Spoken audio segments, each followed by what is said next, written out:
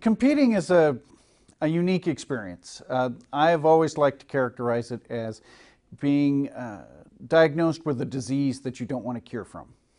And it really takes that kind of mentality. The skills that we have to teach the students in order to be competitive, they range. Obviously a good, healthy love of public speaking, but also the desire to really speak your mind.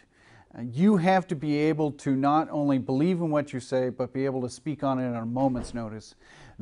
Students, if they're competitive and nationally competitive, they know more about current events than maybe some newscasters. They know more about the state of the economy than a lot of economists. They know more about the world around them than people that should know about it.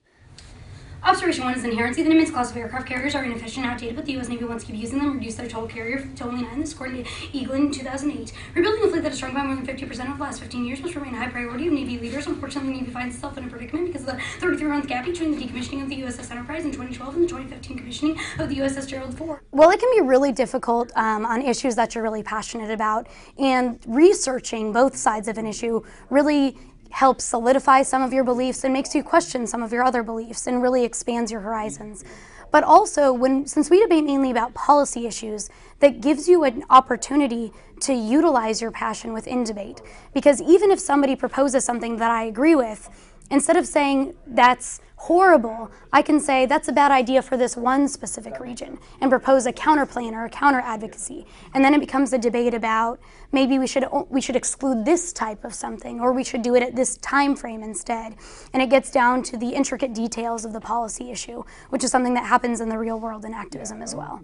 One is going to be decommissioned. This is really confusing to me because I think it seems like the difference between 10 and 11 carriers is very minimal, right? Because if we have 10 carriers, presumably we could be in all the 3 or 4 important places in the world. So, okay, so what is the danger to our hegemony if we don't have a carrier next to Sri Lanka, for instance? Well, I have defense specialists that say that there is a very large difference between 10 and 11 carriers, and so far I have Will Chamberlain saying there's not. So if you can do you have an explanation as to why that's true, though? Like, I mean, you have random guy saying it, but I would like an explanation as to why.